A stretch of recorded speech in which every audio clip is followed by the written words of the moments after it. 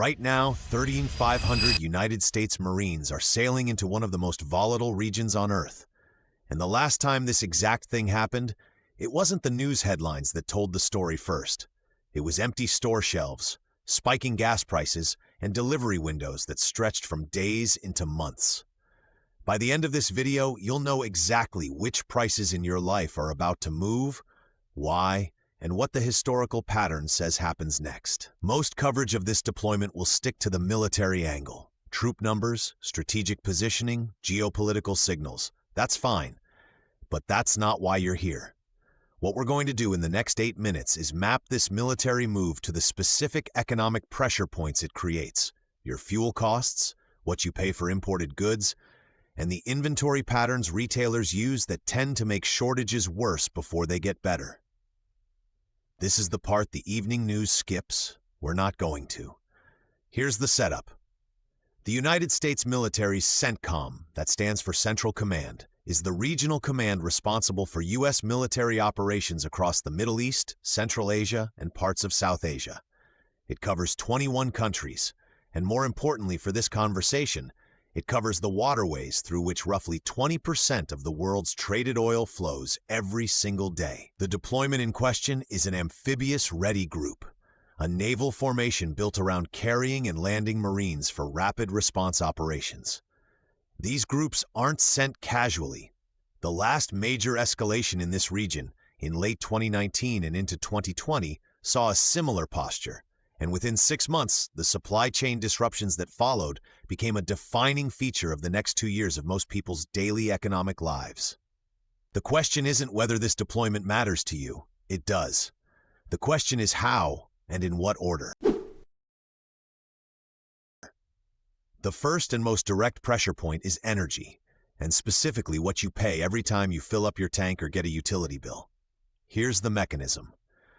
The Strait of Hormuz is a narrow waterway. At its tightest point, it's only 21 miles wide, and it is the single choke point through which oil from Saudi Arabia, Iraq, Iran, Kuwait, and the UAE must pass to reach global markets. When military tension rises in or around that strait, 2 things happen almost automatically. First, oil futures traders start pricing in what they call a risk premium. Essentially, they're betting that supply could be disrupted, so they pay more for oil today as insurance. That premium gets passed down the chain to refiners, then to distributors, then to the pump. Second, and this is the part most people miss, shipping insurers raise their rates for vessels transiting the region. That cost gets absorbed by the companies moving the oil, and it flows downstream into prices. In practical terms, analysts at the Energy Information Administration have documented that a sustained 10% rise in crude oil prices flows through to retail gasoline prices within roughly 4 to 6 weeks. If current escalation dynamics push crude up by even that modest amount, and regional tensions in 2025 have already been doing exactly that, you could be looking at an additional 25 to 40 cents per gallon at the pump within the next month or two. For the average American household driving around 15,000 miles a year, that translates to roughly $150 to $240 in additional annual fuel costs. That's real money, and it starts moving before any shot is fired.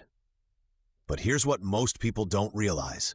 Oil is only the first domino. The second one hits something you buy every single week. The second pressure point is broader and slower moving, but it ends up touching more of your spending than gas prices do. It's the cost of shipping, and by extension, the cost of nearly everything that gets imported into your country. Here's what changes. When geopolitical risk rises in a major maritime corridor, shipping insurance, called war risk insurance in the industry, gets repriced dramatically. We saw this play out in real time in early 2024, when Houthi attacks in the Red Sea forced major shipping lines to reroute around the Cape of Good Hope in Africa, adding roughly 10 to 14 days to shipping times and spiking freight rates by over 200% on key routes within weeks. Now, a large U.S. naval presence in CENTCOM doesn't automatically trigger that same rerouting. In fact, it's partly designed to prevent it. But the insurance markets don't wait for outcomes. They price risk at the first sign of elevated tension. Lloyd's of London and the broader marine insurance market have already flagged the Persian Gulf and Red Sea corridor as elevated risk zones in 2025. When those premiums rise, every shipping company transiting the region pays more. That cost gets built into what retailers pay for goods. And retailers, as anyone who watched 2021 and 2022 unfold knows, pass those costs to you.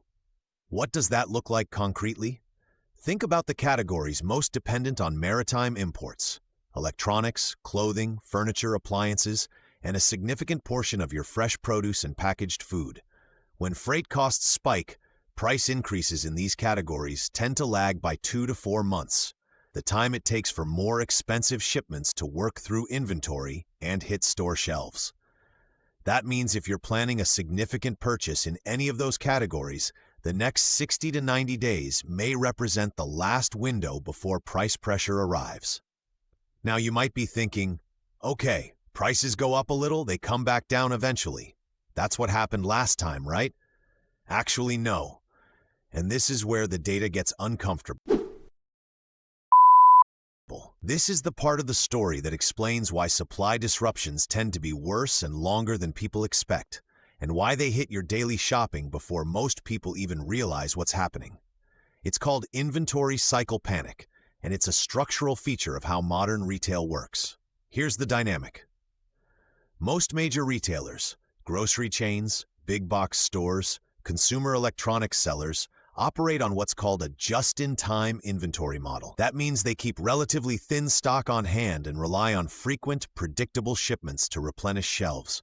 It's cost-efficient in normal times. It is catastrophically fragile under supply pressure. When shipping becomes more expensive, slower, or uncertain, retailers don't calmly absorb the disruption. They overorder. Every buyer at every major retailer looks at an uncertain supply signal and says, "We need buffer stock." They all do this at the same time. The result is a demand surge that hits manufacturers and distributors while actual supply is already constrained. Prices spike faster and higher than the underlying supply problem would justify. We watched this exact cycle play out between 2020 and 2022. The toilet paper shortage wasn't caused by a toilet paper shortage. It was caused by everyone ordering toilet paper at the same time. The same dynamic drove semiconductor shortages, furniture wait times of 6 to 8 months, and car prices that hit records not seen in decades.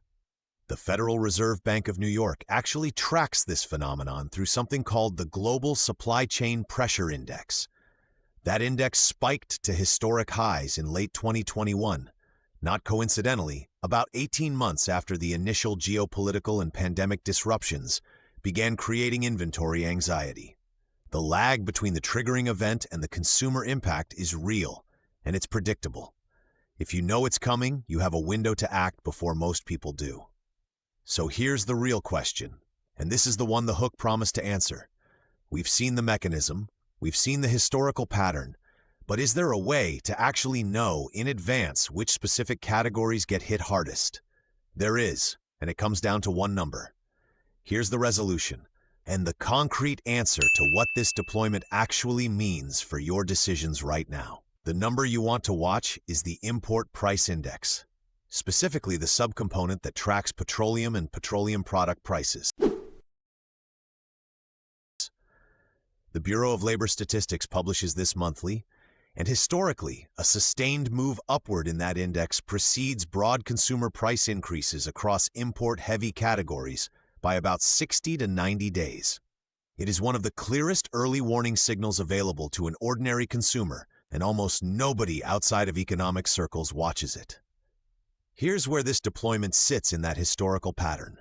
In 2019, as CENTCOM tensions escalated following attacks on Saudi oil infrastructure, the import price index for petroleum products moved sharply within 45 days. Consumer prices in fuel, imported food, and durable goods followed. Then the broader 2020 disruptions layered on top, and the compounding effect is what most people remember as the worst inflation in 40 years. We are not predicting a repeat of 2020 that involved a global pandemic on top of supply chain stress. But the first layer of that sequence, a military escalation in the CENTCOM region creating shipping risk premiums and energy price pressure, is exactly what is in motion right now. So what do you actually do with this? 3 concrete things. First, if you have purchases planned in the next 90 days in import-heavy categories, electronics, appliances, furniture, a car, consider moving those timelines forward if you have the financial flexibility to do so. You may be shopping at the last window before prices move. Second, if you drive regularly, this is a reasonable moment to check whether a warehouse club membership or fuel rewards program makes financial sense for you. The per-gallon savings become more meaningful when the baseline price rises. Third, bookmark the BLS Import Price Index page and check it monthly. It sounds dry. It will tell you more about what's coming to your shopping cart than any financial news broadcast will. The loop we opened at the start of this video was this. The last time this deployment scale happened, store shelves told the story first. Now you know why. The shelves don't lie. They just don't explain themselves. That's what this was for. Here's what we want to know from you, and this is a genuine question, not just a comment prompt. Which of the 3 categories do you think hits hardest first? Fuel prices, imported electronics, or grocery costs? Drop your answer in the comments. And if you've already started noticing price changes in any of these areas in your area, tell us where you're located and what you're seeing. That kind of ground-level data is actually more useful than most economic reports.